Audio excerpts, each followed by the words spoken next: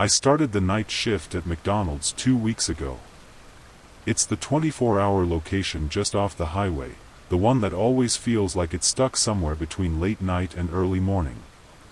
Not many people come in after midnight, a couple of truckers, sometimes teenagers fresh out of a party, and the occasional drifter who just wants coffee and silence. I took the job because I needed money. I wasn't expecting much. Just a quiet place to clock in, keep to myself, clean up, prep for the morning crew, and go home. But something feels wrong about the place. Especially after 3 a.m. The first few nights were uneventful. I learned the routine fast. Mop the floors. Restock sauces. Clean the fryers. Make sure the drive-through camera's working, even though barely anyone uses it. Around 2:30, everything slows to a dead halt. The world outside turns silent. It's peaceful, in a weird way. But then, there's that moment. That shift. A feeling I can't explain. It starts around 3:07 every morning. It's not a noise or a shadow. It's just a presence. Like someone stepped into the building when I wasn't looking. Not through the front door. Not through the back. Just in. The first time I felt it, I was in the kitchen, scrubbing the grill. Charlie, the guy training me, had already left. I was alone. The dining area was empty. All the lights were on. And yet, I felt it. Like someone was watching me from the lobby. I looked up through the small kitchen window and froze. One of the customer chairs had moved. Not dramatically, just turned, like someone had slid it back to sit down. But there was no one there. I walked out slowly. Tried to laugh it off. Told myself I must have bumped something. But when I looked at the security monitor, the feed for camera 3, the one pointing at the lobby, was static. Every night since then, it's gotten weirder. Last night, I did something stupid. I left my phone recording in the dining area. I placed it face down on a tray near the drink machine around 2:55 a.m., just before that strange hour hits. I figured maybe I'd catch something. A noise. A shadow. Anything to prove I wasn't losing my mind. The night started out normal again. Boring, even. I wiped down all the tables, restocked the napkins, and organized the freezer. The usual tasks that make the clock tick faster. Around 3 a.m. I started to feel it again. That slow pressure in my chest. Like the building itself was holding its breath. Then the ice machine dropped a full load with a loud clatter, and I jumped out of my skin. I peeked into the lobby, hoping nothing was out of place, and that's when I noticed something. The chair again. Same one as before. Turned ever so slightly, facing toward the counter now. I hadn't touched it. No one had come in. I was sure of it. And the front doors. They never made a sound. They always ding when someone enters. I left it alone. Walked back into the kitchen and waited until 4 a.m. before retrieving my phone. I didn't check the recording right away. I was too shaken. I just shoved it into my pocket and kept busy until my shift ended at 6. I finally watched the video when I got home. At exactly 3:11 a.m., the audio changes. There's this faint hum, low, barely audible, like something vibrating beneath the building. Then, footsteps. Soft. Slow. Like bare feet on tile. They walk across the lobby, pause, and then there's a chair scraping sound. The one I saw turned. But here's the part that made my skin go cold. I watched the reflection in the drive-through window. For 3 seconds, something was there. A tall figure. No face. Just standing. Perfectly still. Facing the camera. And then, gone. I must have watched that video 20 times. Every time I paused it at 3:11, the reflection was there. Barely visible, distorted by the glass, but unmistakably human. Tall. Thin. Head tilted slightly, like it was studying something. Studying me. But when I tried to take a screenshot, nothing. The frame glitched. Completely black. Like the phone refused to capture it. I didn't sleep that day. I just laid in bed, staring at the ceiling, replaying the sound of those soft footsteps. The way they stopped right in front of the camera. The way the hum started and never really faded until it all just cut out. At 5:40 p.m., I got up, showered, and drove back in early. The sun was still out. People were laughing in the parking lot. Kids were running around with fries. And for a moment, it all felt normal. Like maybe I'd imagined the whole thing. The manager, Tina, was already there when I clocked in. I debated telling her what I'd seen, or heard, but what could I say? Hey, I think there's a ghost in the lobby. She'd fire me on the spot or call a shrink. So I kept quiet. At midnight, the place went dead again. By 1:30, Tina had gone home and I was alone. Same routine. Clean, restock, repeat. But this time I left the lobby lights off. I don't know why, maybe I didn't want to see anything. At exactly 3:09 a.m., the drive-through monitor, the one showing the camera outside, started flickering. I walked over to it slowly. The lot outside was empty. No cars. No headlights. Just darkness and the golden arches buzzing above. Then the feed cut out completely. White static. When it came back on, not even 10 seconds later, there was a figure standing in lane 1. No car. Just a man. Or something shaped like one. He stood too still. Head tilted again. Not facing the speaker, but facing the camera. Facing me. I froze. The drive-through camera isn't great quality. It's grainy, black and white, with a slight delay. But even through the static, I could tell something was wrong. The figure, it wasn't just still. It was unnaturally still. Like it wasn't breathing. Like it didn't even know how to breathe. And the way it was angled, its head was turned toward the camera, but its body faced the wall. A contortion that didn't look human.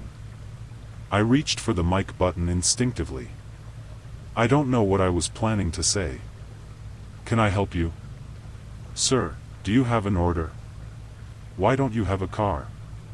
But my hand never made it. Because before I could touch the mic, the screen blinked. And he was gone. Just vanished. I bolted from the kitchen into the lobby, practically slipping on the freshly mopped floor. Pressed myself against the front doors and peered out into the parking lot. Empty. No footsteps. No movement. Just the buzzing of the light above the sign and the distant hum of the freeway. Then I heard the door to the walk-in freezer creak open behind me. My heart dropped. I hadn't even been near the freezer in an hour. No deliveries, no restocking.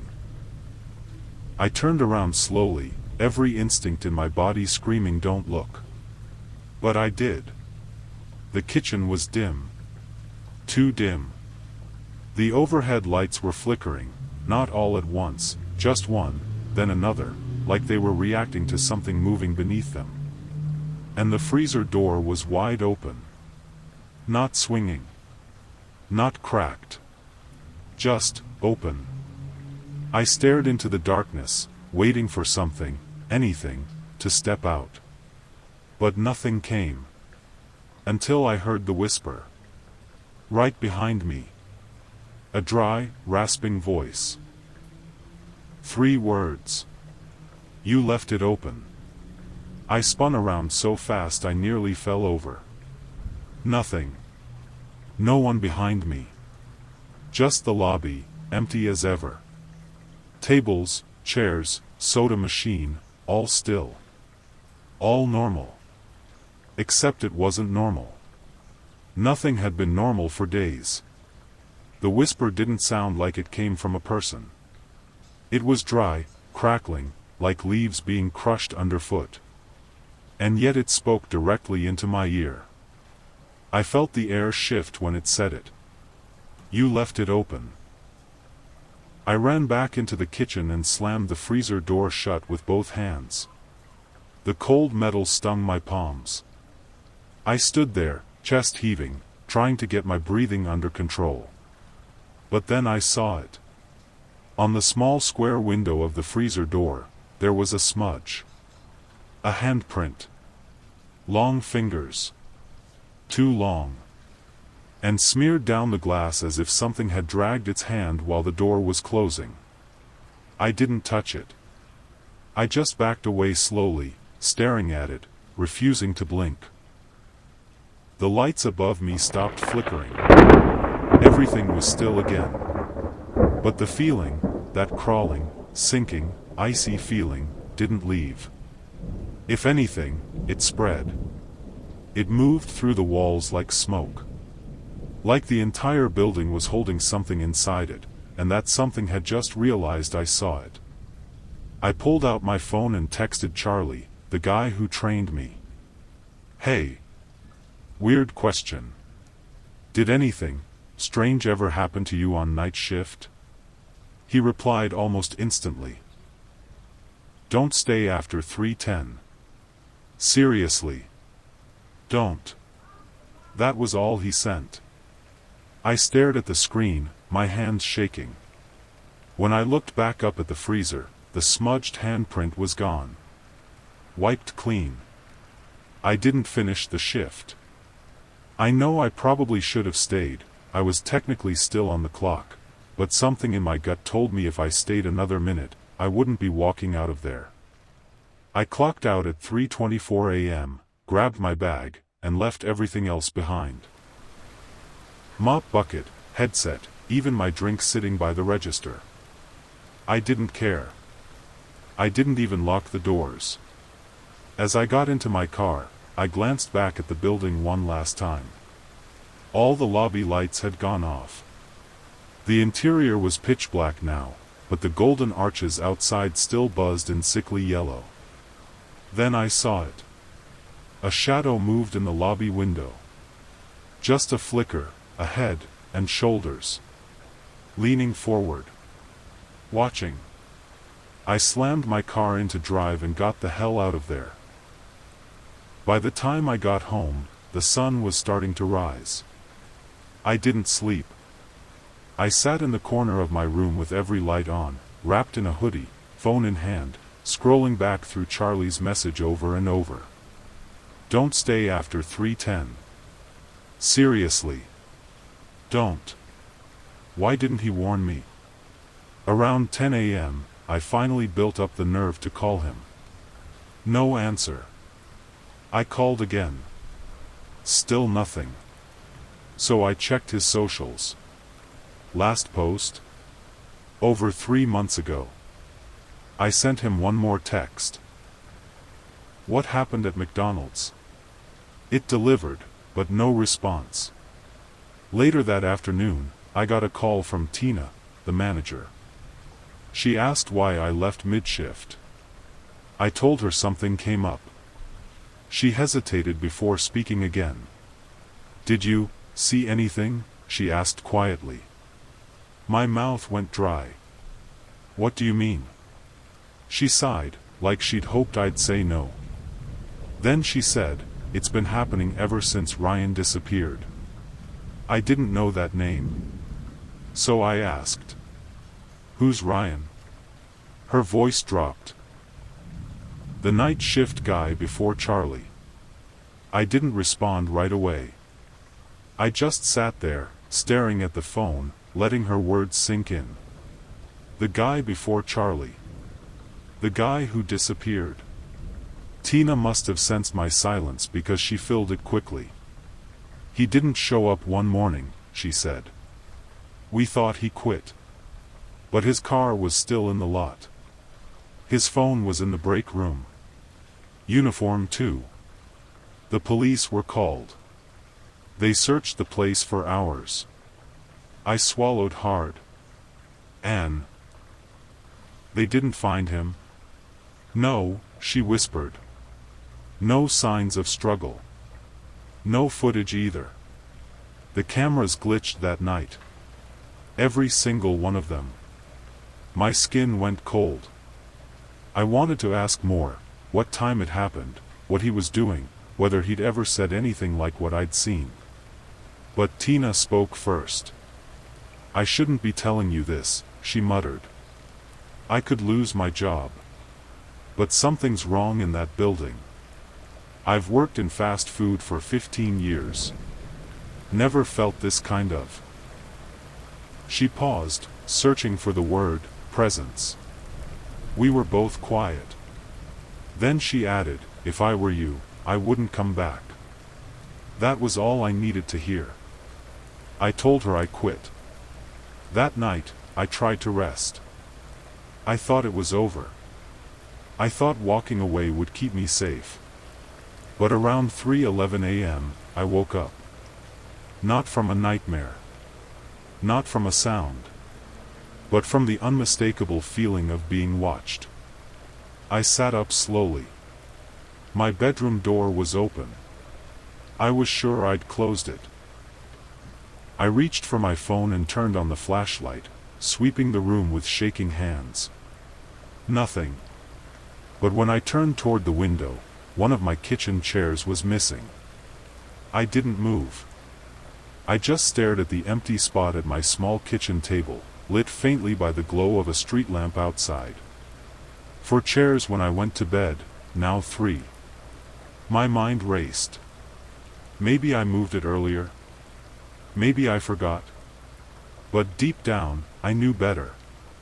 I'd lived in this apartment for 2 years. That chair never moved. Nothing in this place ever did, until now. And then I heard it. The faintest sound, a slow, dragging scrape. Not from the kitchen. Not from outside. From the hallway. The one that led to the bathroom.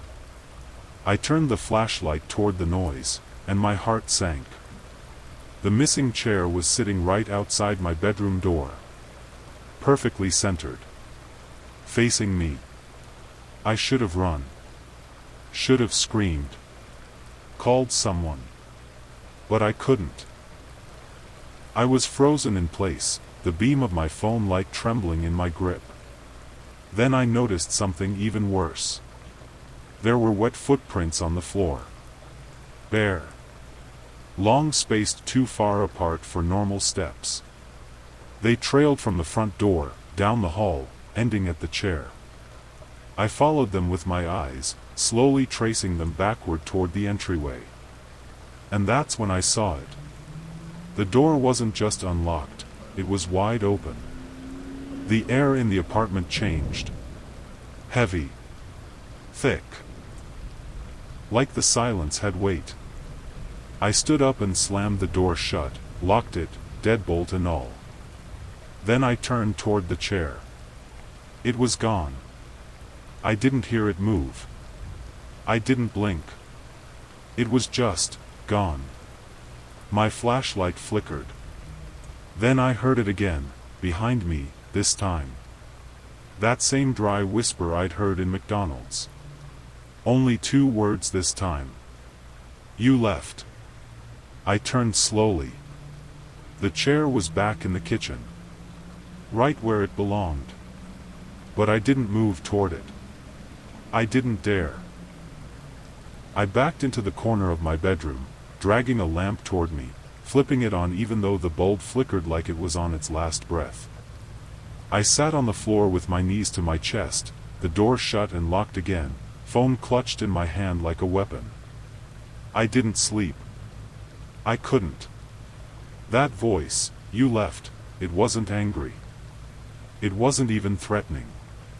It was disappointed. As if I'd broken some kind of rule I never agreed to. And the more I thought about it, the more one thought kept creeping back into my mind. Whatever this thing is, it followed me. It wasn't tied to the McDonald's. Or the building. It was tied to me. Maybe from the first night I felt it. Maybe even before that. Maybe I brought it there in the first place. By sunrise, I looked like a ghost. I hadn't slept in 2 days. My eyes were bloodshot, hands shaking, mind unraveling. I decided I needed answers. Real ones. So I went back.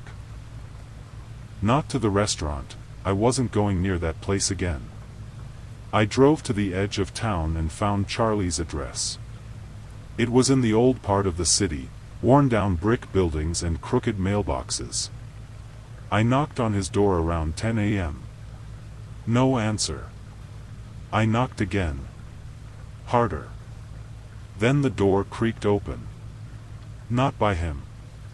It was already ajar. I stepped inside. The place was dark. Curtains drawn. Smelled like dust and stale coffee. But the living room was filled with something I didn't expect. Chairs. Wooden chairs. Plastic chairs. Metal ones. Stacked along the walls, crammed into corners, even lined up in rows facing the TV, all facing the same direction. Facing a single black and white monitor in the center of the room. Showing a paused frame. It was a McDonald's dining room. Empty. Except for one thing. A tall figure sitting in the center chair. I stepped closer to the screen, heart pounding in my ears. The image was grainy, frozen mid-frame, like an old VHS tape on pause. But even in the static, I could make out the shape, tall, unnaturally so, slouched forward like its limbs didn't quite fit its body. The figure was sitting perfectly still, its head tilted toward the camera. Its face, or where a face should have been, was just black. No eyes. No mouth. Just void. I turned away, bile rising in my throat. That's when I saw Charlie. He was sitting in the kitchen, at a small wooden table, staring at nothing. Pale. Unshaven. His eyes were hollow, like someone had scooped the life out of him and left the shell behind. "Charlie?" I said, carefully. He didn't move. "Charlie, it followed me," I whispered. "What the hell is it?" He blinked, just once, then looked at me slowly, like it took effort. "You looked too long," he murmured. I stepped closer. "What?" He spoke again, voice hoarse. "You gave it a place. Once it sees you, really sees you, it needs somewhere to stay." I felt the blood drain from my face. "What do you mean?" He looked up, eyes wide now. Desperate. "Don't go home." I froze. I already did," I said. Charlie's hands began to shake. He stood suddenly, knocking over the chair behind him. "It can't leave unless you bring it." "You brought it." I backed away. "Charlie, I didn't mean, get out," he screamed, lunging forward. I bolted out the door, heart slamming against my ribs. Down the steps, into the car, engine roaring to life. In the rearview mirror, I saw him standing in the doorway. But it wasn't just him anymore. There was something behind him. Something tall.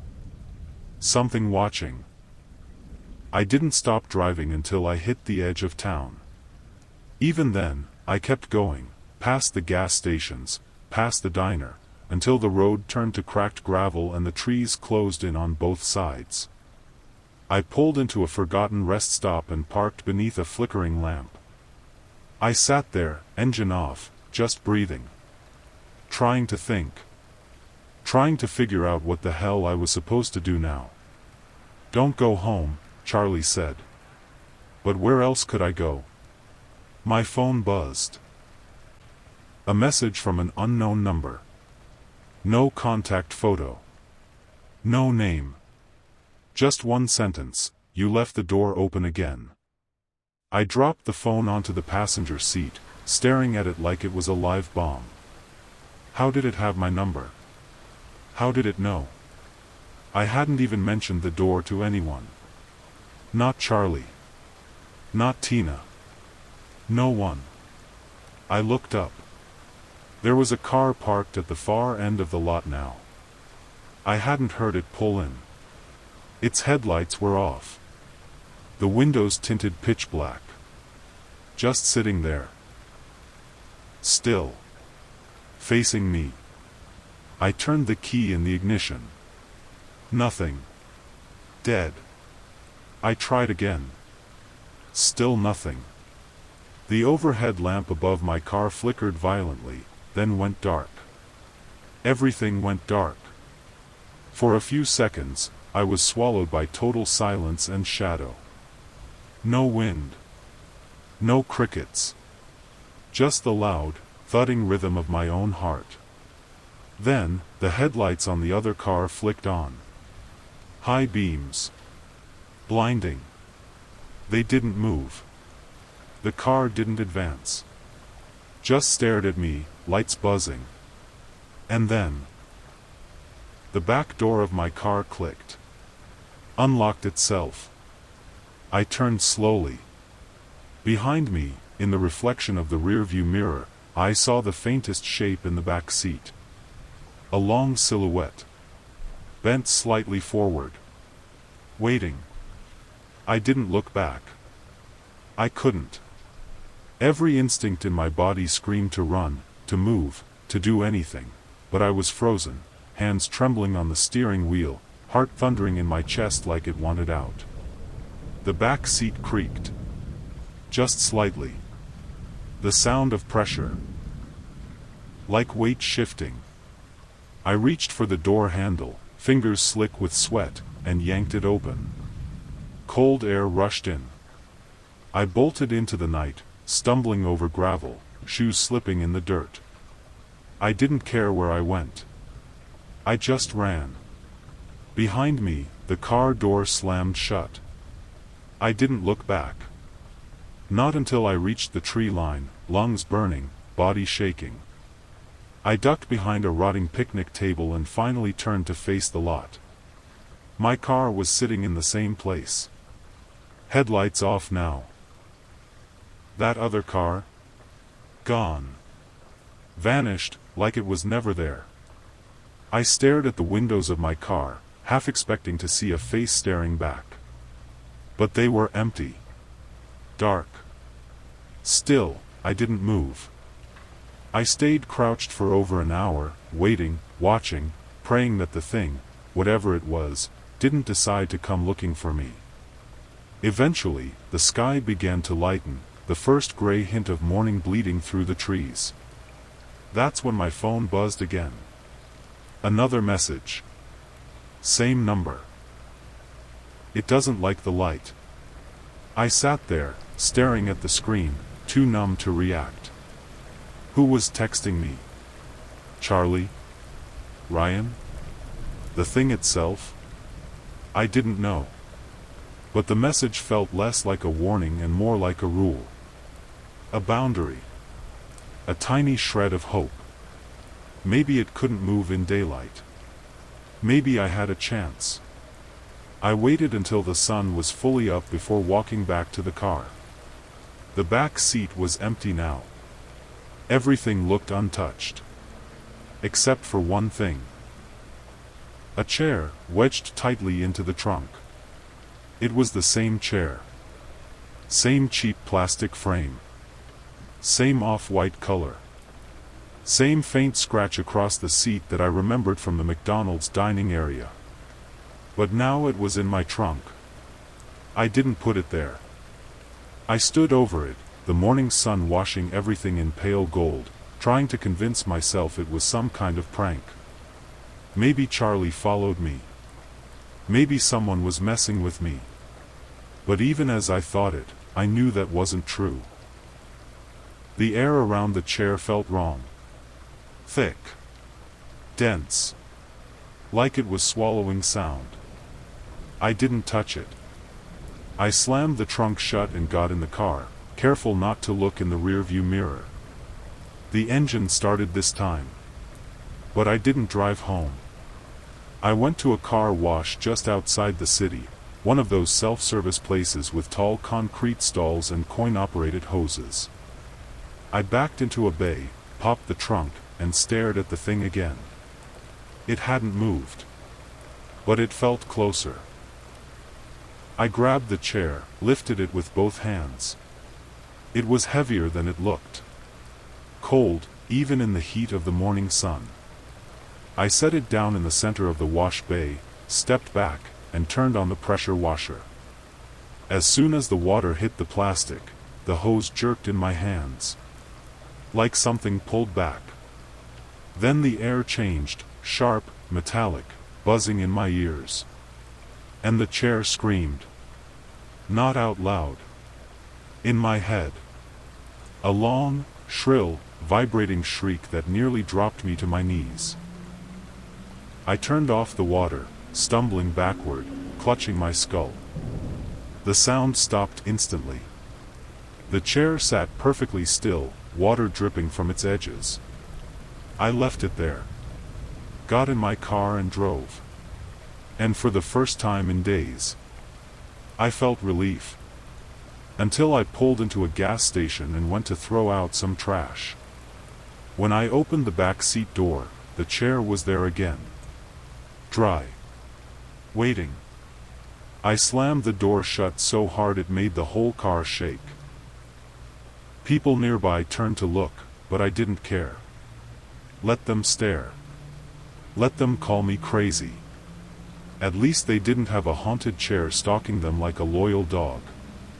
I stumbled inside the gas station, face pale, palms sweating. I grabbed a bottle of water from the cooler and stood at the counter, trying to keep it together. The cashier gave me a weird look. "You all right, man?" I opened my mouth to say something, to confess, to unload everything, but I caught my reflection in the plexiglass. I looked hollow. Eyes sunken. Pale like I hadn't slept in weeks. Lips cracked. Clothes damp. I didn't even look human. I just muttered, "Yeah. Long night. Paid in crumpled bills. Left without waiting for change."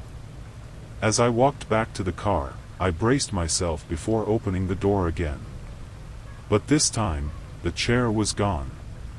Back seat, empty. I turned in circles, looking around the lot. Nothing. No sign of it. Maybe it stayed behind. Maybe I'd finally shaken it. I drove again. No destination. Just movement. As if staying in one place would make it easier for whatever this thing was to find me. Around noon, I pulled off into a small nature trail parking lot and fell asleep in the front seat. I hadn't planned to, it just happened. When I woke up, it was late afternoon. Sun filtering through the windshield, the world calm. And then I saw it. In the trees. Far back, maybe 30 feet off the trail, half concealed behind brush and shadows. A chair. Just sitting there. Facing me. I stared for a full minute, not moving, barely breathing. It didn't shift. Didn't rock. But something behind it did. A tall, dark figure standing perfectly still in the tree line. Its head tilted sideways. And in my mind, not my ears, I heard the voice again. "Sit."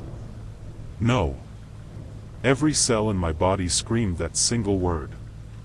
No. I didn't move. Didn't blink. Just stared into the trees, at that pale plastic chair and the thing behind it. Long and still like a shadow carved out of night itself. Its head never moved. Its body didn't breathe. But I felt it watching me. Waiting. Commanding. Sit. The word wasn't spoken. It wasn't even whispered. It arrived in my head, raw and heavy, like a pressure behind my eyes. I fumbled with my keys, heart hammering, hands shaking so violently I dropped them between the seat and the center console. My fingers clawed at the gap, desperate, until I finally got a grip and yanked them free. The figure didn't move. But the trees around it seemed to lean in closer. Like they wanted me to go. I started the car, threw it into reverse, and spun out of the lot so fast the tires screamed. I didn't stop driving for hours. By the time I hit the next town over, night was falling again. I checked into a motel with flickering neon lights and stained carpets. Didn't matter. It had 4 walls and a lock, that's all I needed. I double-locked the door.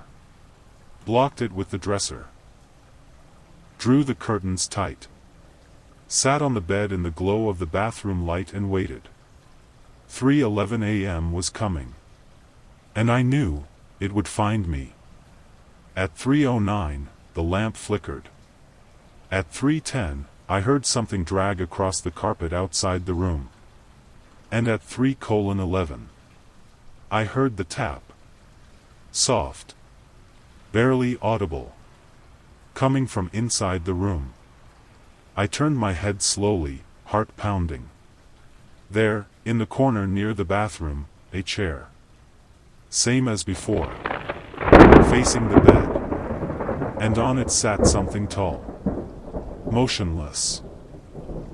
Watching. I couldn't scream. Couldn't move. The thing sitting in the chair wasn't human. Not fully. It had a body, long, too long, draped in shadow that didn't belong to the room's light. Its head scraped the ceiling, bent slightly sideways, as if the bones inside were misaligned.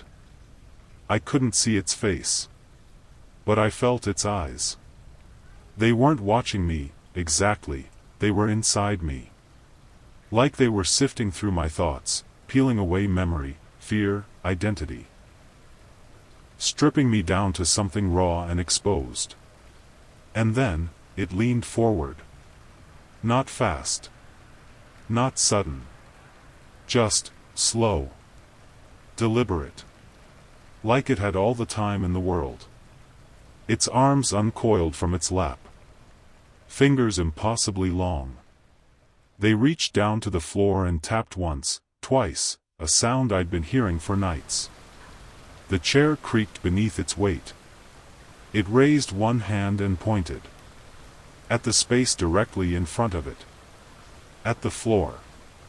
And then came the voice again. But it wasn't a whisper this time.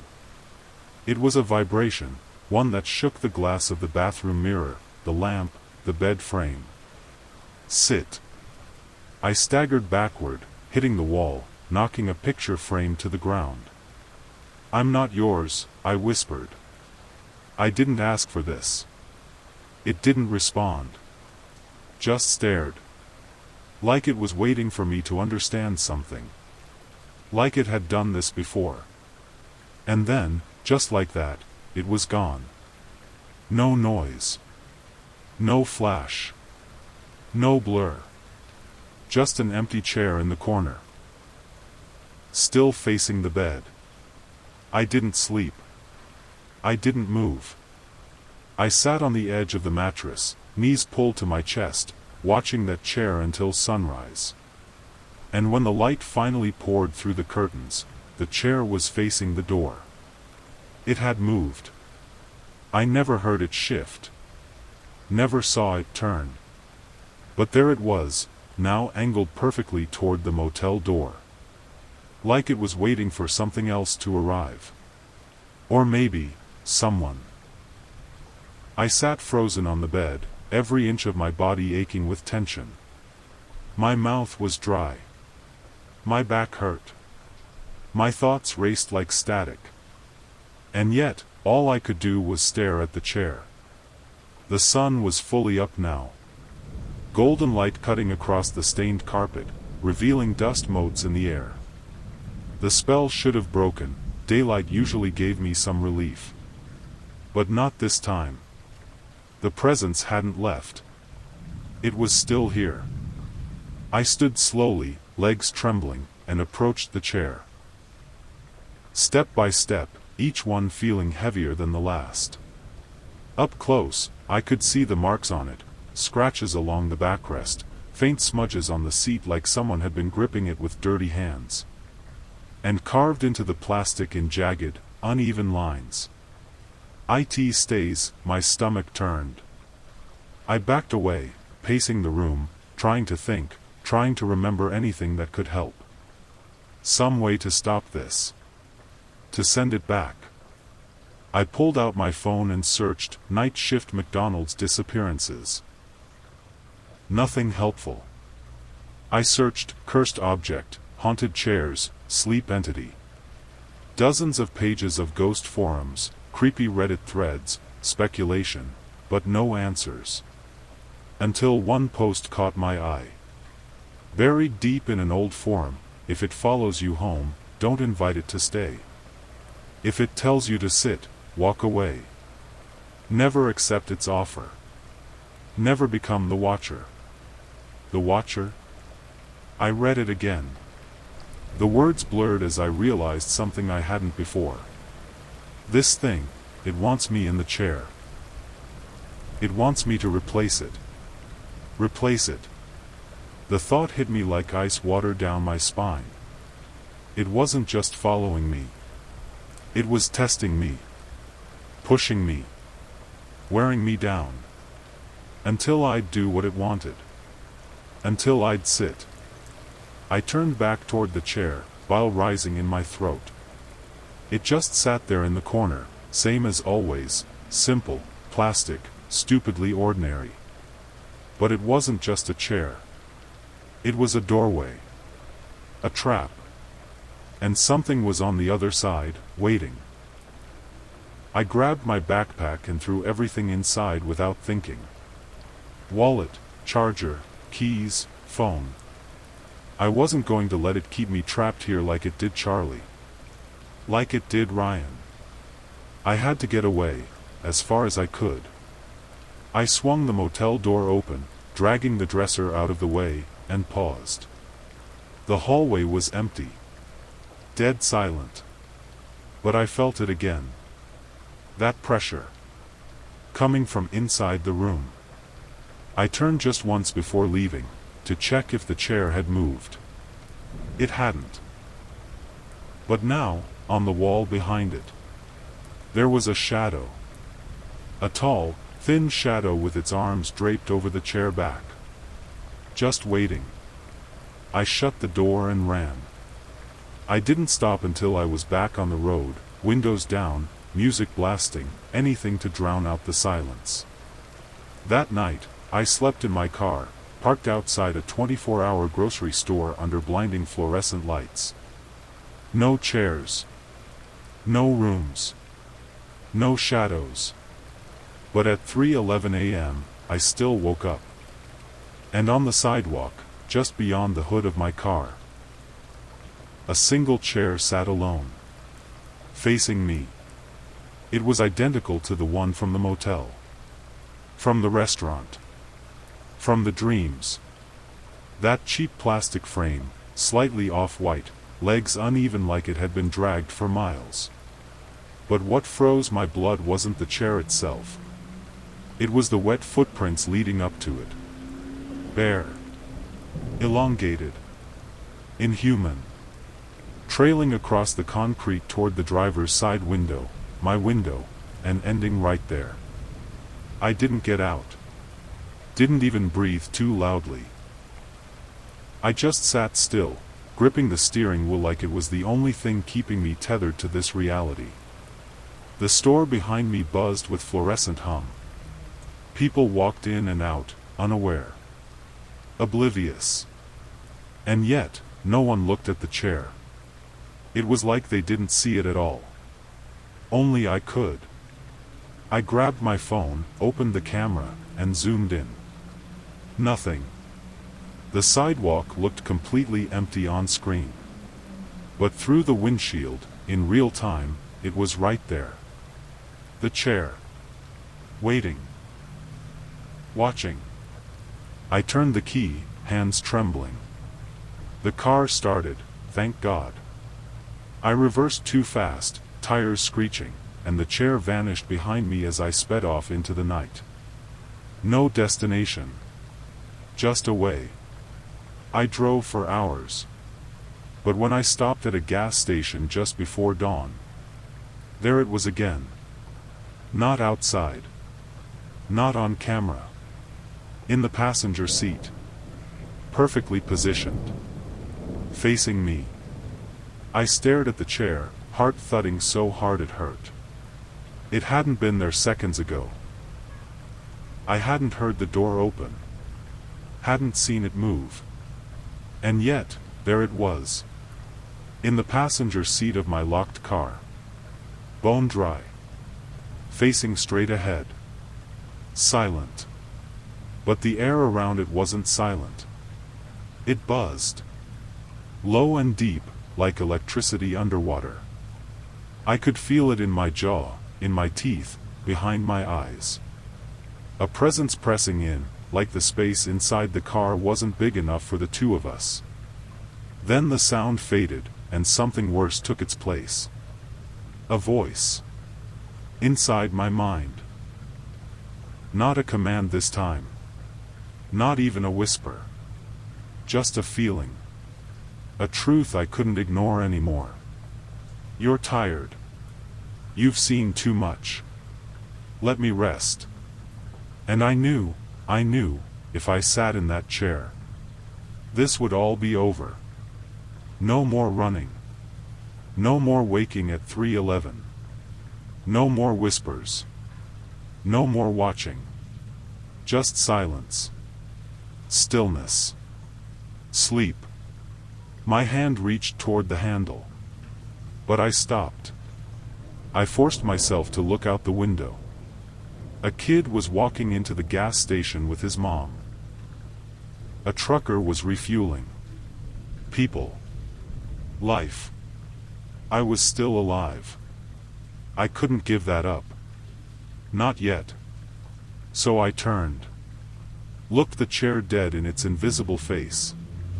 And whispered, no. The buzzing stopped. The pressure lifted. The seat was empty. I opened the door and stepped out into the morning sun, lungs shaking but breathing. I never saw the chair again. But some nights, especially the quiet ones, I still wake up at 3:11 a.m. sharp. And sometimes, if I look hard enough into the shadows, I see the faint outline of a chair. Just waiting. Because it's always looking for someone new. Someone tired. Someone alone. Someone who just wants to sit.